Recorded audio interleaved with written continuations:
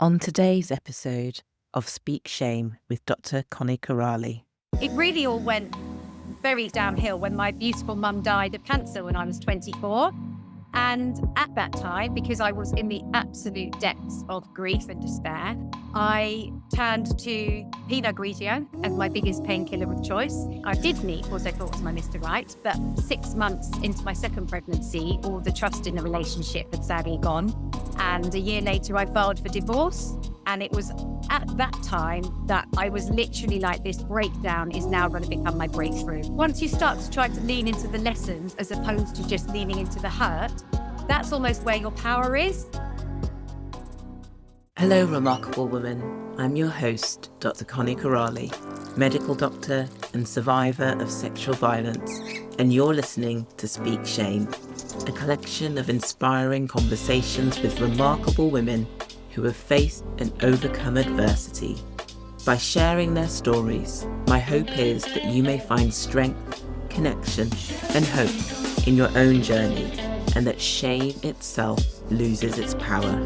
Don't forget to follow the show. Joining me on this week's episode of Speak Shame is the remarkable Sacha Hughes. Sacha graduated from the University of Sheffield with a degree in business studies before embarking on a 10-year career in financial services recruitment in London. Her debut novel from her Soho summer series, Love, Grief and More Sex Than Pinot, is inspired by her personal experiences in her mid to late 20s. So thank you so much, Sacha, for being with me today. It's an absolute pleasure. And thank you so very much for inviting me. I feel really, really honoured. Thank you. Oh, you're more than welcome. And I would love to kick things off really by getting to know more about you. Okay. And so my first question to you, Sacha, is if your life story was turned into a book, and I know you've kind of written a book kind of based on your life, so it's already there, but Yeah. describe for me what happened in chapter 1. Chapter 1. So personally for me in chapter 1, I would say, let's focus on the childhood. So I'll say I had a really lovely childhood. It was, happy, carefree. I was the youngest of 3 siblings, so lots of sibling rivalry, very much on point. It was mum and dad were very much in love, and I felt very loved and safe. So I really was blessed with a beautiful childhood. I think I'll also mention in chapter 1 was that for whatever reason, I had this inherent belief that for some reason, I wasn't good enough. And I don't know where that came from. It certainly wasn't something that my family ever instilled in me. It was just, I was a very shy kid. I was a shy, awkward child. And it was weird because being the youngest of 4, I think people assumed I'd be like the loudest maybe and trying to fight for the loudest voice in the room. But I wasn't. And that manifested in ways. There was quite a lot of anxiety, I suppose, in me. I was a worrier. I was a natural worrier.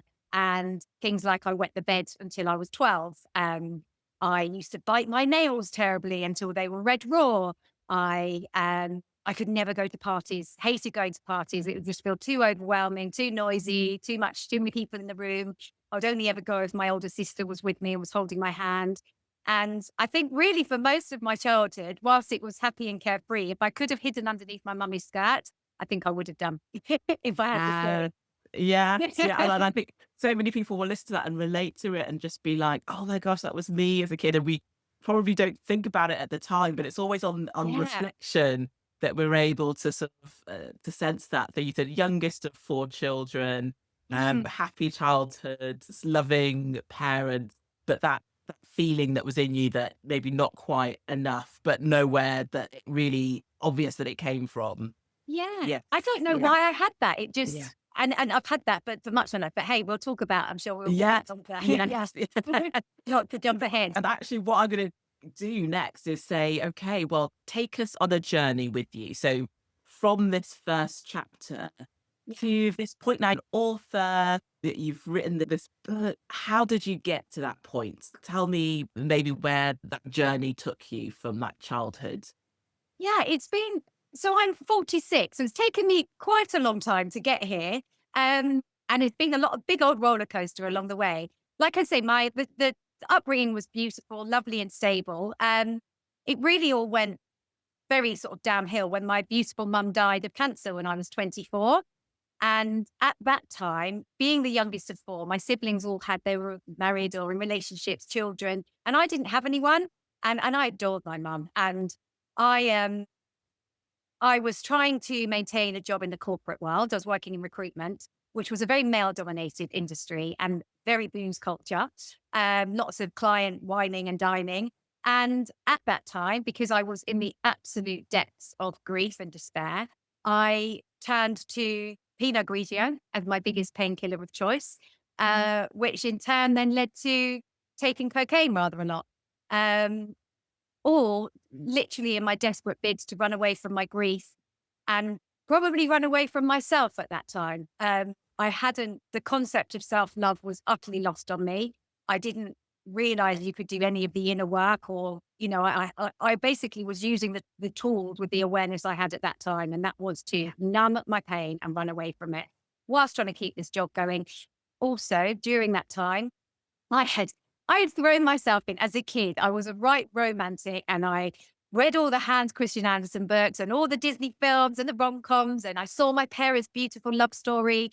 And I absolutely had this belief that when I meet Mr. Right, when I meet the love of my life, then he will not only pull me up out of these depths of despair with the grief, but he will run off into the sunset, and I'll be have my happily ever after. So I was always on this perpetual quest at that time to meet him and to find him, which also meant that I would go out every night after work, and I would go to the after parties. And I really wasn't setting myself up to succeed in my job, even though I stayed in this particular role for 10 years. It was self-sabotage on overload. And in my early 30s, did meet what I thought was my Mr. Right, which was my first husband. And for a while, things were great. Within 2 years, we were married, and I had a beautiful daughter. But 6 months into my second pregnancy, all the trust in the relationship had sadly gone. And a year later, I filed for divorce. And it was at that time that I was literally like, this breakdown is now going to become my breakthrough. There is no way I am going to go back to those self-sabotaging things I did when my mum died. And with two beautiful children, my mum was an amazing mum. It was absolutely imperative to me that I would be a present, loving, mummy there for them, and I would rise and not sink.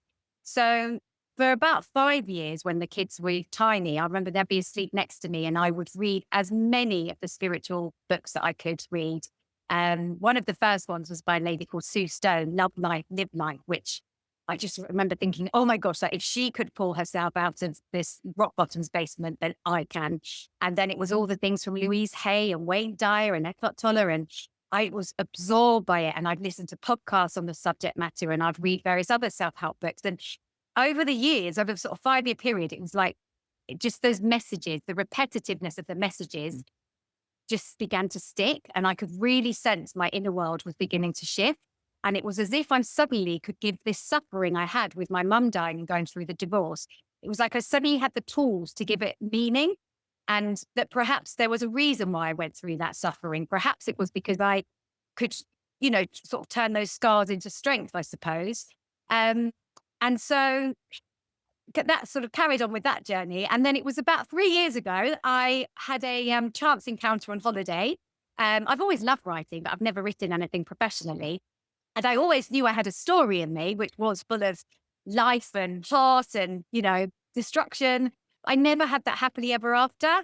And then but about 3 years ago, I went to holiday and I met someone, and it was like a Shirley Valentine experience where the connection it was just mind blowing to me. It was so strong, so magnetic. And when I came back from the week with this guy, which was completely unexpected, we met on the first night and spent all week together.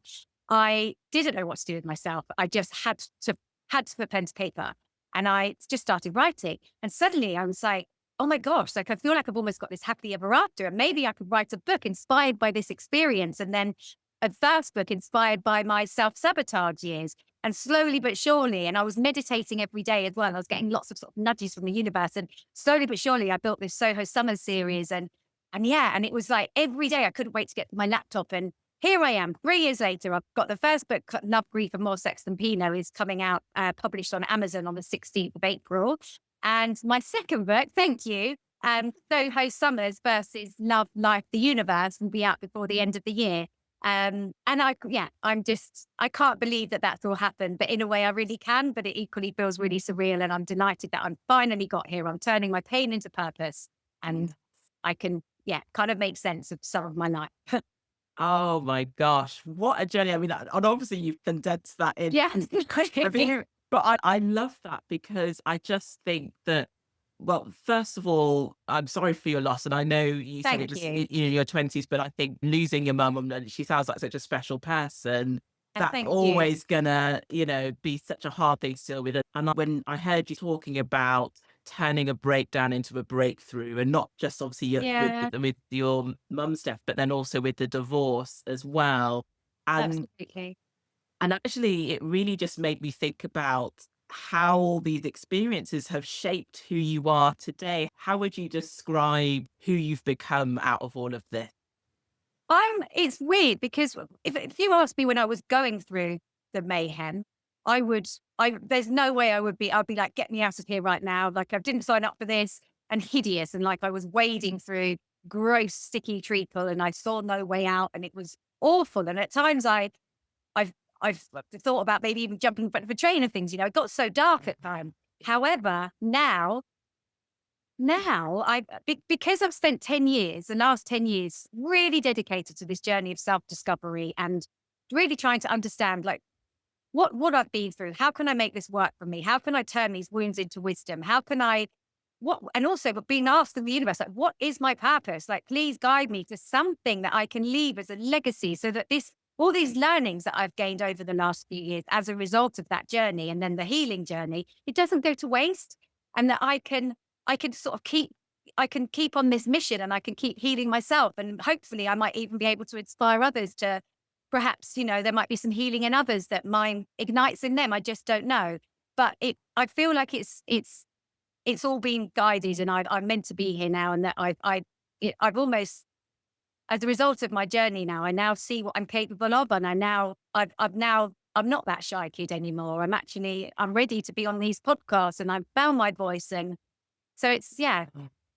And I'm so glad you said inspiring, because I think that's what I'm really taking away from this, how inspirational your story is.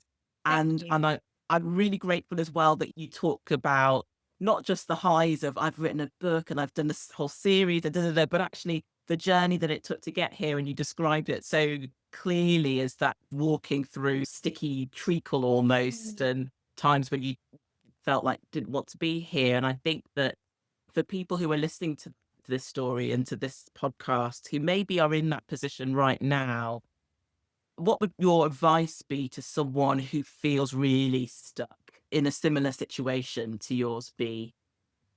I I think I would say just to have the belief that everything passes, nothing lasts forever. And actually, I mean, I have become sort of very leaning on the spiritual side of things. And I do now believe, and it's really helped me.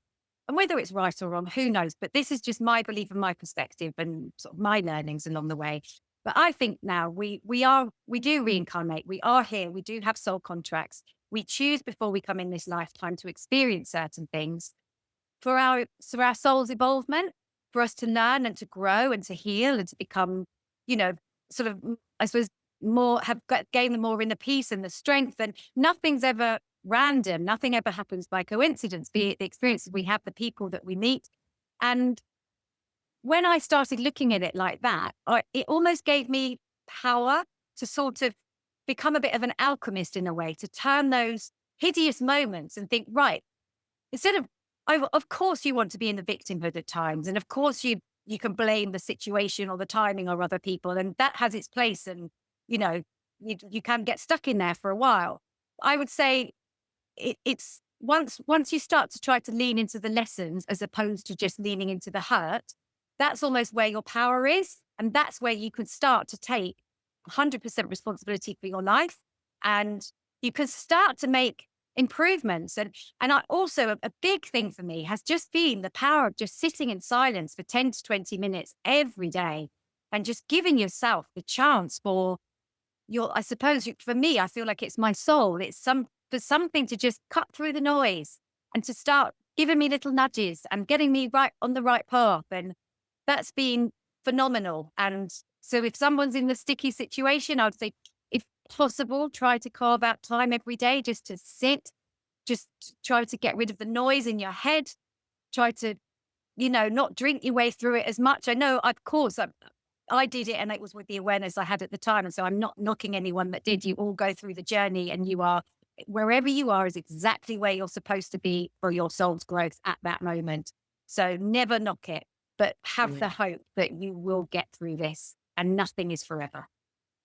Oh, such wise words. And honestly, this is why I love doing a Thank you. podcast, because I just think the wisdom that comes from life experience, and you may be further along the journey than someone else, but it just gives people hope as well to Yeah. hear a story that maybe has some similarities to their own. So thank you so much for sharing that. And I really appreciate that. Pleasure.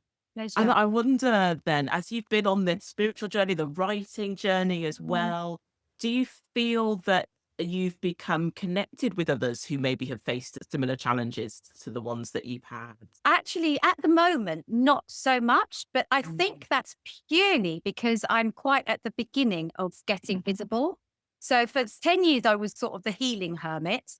And then the last 3 years, I've been a little writing hermit. And it's only really with my book coming out and me realizing I need to get on social media. I've got this beautiful, wonderful PR company that are helping me and put us in touch. I'm starting to go on podcasts. And really, it's been within the last couple of weeks that people have been coming forward that I feel are a natural alignment with where I'm at. And it's beautiful. And there's some people now who are reaching out to me on social media who I've never met before. And they're like, gosh, I've just seen this podcast of you, or I've just read a little extract on your website. And thank you so much. And I can start to see how, yes, I'm going to start being connected to the right people. But I think my book was the vehicle for me to get out there with some of the lessons that I've been learning along the way. I feel without my book, I would probably have always been a hidden person. Whereas now I feel like I'm ready and I need to get visible. So I'm trusting that, the connection will just grow and will get stronger, and I'm exactly where I'm meant to be. Absolutely. And as you've been sharing your story, I can just imagine people radiating towards you because of the lessons that you've learned along the way and the wisdom that you have. And actually, it links in quite nicely, because I think if there are people who are listening to this podcast who are like, oh, actually, I want to know more about Sacha, I want to find her book, where is the best place to connect with you? Oh, thank you very much for asking. It would be Instagram. So there's a Sacha Hughes on Instagram. So people can direct message me on there. I have my author page on Facebook. So that's Sacha Hughes author. And Sacha is spelled Sacha. Yes, So anyone knows to know that. And then my website, which is just sachahughes.com. And I do have an email sort of list and stuff there. So a few ways, and I would be delighted to connect with anyone. So please, by all means, get in touch. I will be putting all of that into the show notes. People will be in touch for sure. And I wonder what you hope listeners will take away from hearing your story today. I hope people realize that we're just all human. We're all trying our best. It can get really messy and sticky and it can feel awful. But actually, I just hope that people realize that nothing's wasted. You can, the stuff that's really tough that you're going through right now are actually going to be sowing the seeds for your awareness a bit later on down the line. And that you really are responsible for your life. And I know that can sound really scary, because for years, most of my life, I was like, where is this guy? Like, hello, I want to be rescued. And it was like, as soon as I realized no one is coming to save me, like, literally no one. And I was like terrified at the prospect. But once that sort of settled, it made me realize, right, I'm going to save myself. I'm going to put my own super cape on and become my own heroine. And I feel like that's really where everyone's power is, because once you realize your life needs ownership, your life needs you. Once you realize you can steer your life in any direction you choose. In any moment, you can change your thoughts. You can have a different perspective. You can, I would say, just to have the belief that you really are that powerful and you can make your life amazing if your intention is that way. Yeah, I can envision you on a stage, Sacha, just giving like some guest speaker thank talk. you. I really can. And was there anything that you were like, oh, actually, I really wanted to talk about this, whether it's about the book or anything else that you want to mention before we do the final question? Yeah, I think the only thing really, I suppose, because knowing that this lovely podcast was sort of on the shame focus, I think the pieces of shame for me really was that for years I didn't love myself. I've got shame around that, shame around why didn't I? What a waste. What's a shame? A shame that I didn't. And the shame around the corporate world, how I always felt like the underdog. I felt like I was the fraud. I could never understand why other people got such meaning and such joy out of it. And I would sit in these meetings wondering why they're all so engaged. And it was completely lost on me. And so I felt a fraud in that situation. But I now realize I'm now realizing to let go of that shame, because actually I was just a fish out of water. That environment was not made for me. I wasn't born to be in that environment. I'm born to be in this environment. The one where you talk about the feelings, where, you try to sort of understand yourself more and give the life the meaning. So they were sort of the two real aspects of shame. And I suppose the shame that I didn't realize my life was my life and that I gave my power away to most people throughout it. I was the biggest people pleaser and I never really had a voice up until recently. And I just feel that was all a shame. But I've made peace with it. I forgive it, and it is what it is. And it's brought me to where I am today. So Yeah, honestly, and I think I can relate to some of those aspects as well. And I think that's why it's so important that we share our stories, because there'll be people who maybe are working in finance at the moment who are like, oh my gosh, maybe I'm just a fish out of water and I need to do something else. And I think it's so powerful. And so thank you for going into more detail about those aspects of shame that were pleasure. there. And I'm so, yeah, it's lovely to hear how it's like, that's not me anymore as well. And the final question that I always ask my guests is, if you could name one remarkable woman who has inspired you, who would it be and why? It's a great question. And from my heart, it would be my mummy, because she was phenomenal. She was very heart led. She spoke her truth, which I loved. As a kid, as when mum was around, it was like there was always this soft landing place for me to then speak my truth and know that I would be met with love, with understanding, with compassion. She wouldn't shame me. She wouldn't try to silence me. She wouldn't ridicule me. It was just a very honest, heart-led relationship. And I just feel like she was remarkable because she did leave. She left a huge ripple effect around her, and everyone really enjoyed her heart, her humor, and her honesty. And so, if I can sort of carry on with that or instill that in my children as well, then I'll be really, really pleased. Oh my gosh, she sounds like an amazing woman. So thank you so much to Sasha's mum.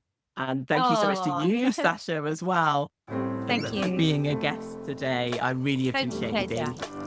Oh, thank you. Thank you very much for having me. I really appreciate being on. It's been wonderful. Thank you for listening to Speak Shame with Dr. Connie Corrali. And thank you so much to Sacha Hughes for being my guest on this week's show. Please take a look at the show notes for information on Sasha's social media handles so that you can connect with her. If you'd like to join the community, head over to @Dr. Connie Corrali on Instagram. If you're a remarkable woman who has been silenced by shame and you're ready to reclaim your voice, then join me at my next free Shame Resilience workshop. You'll find the booking link in the show notes. And finally, don't forget to subscribe to the podcast to get a new episode when Series 4 starts in July. Until next time, take care.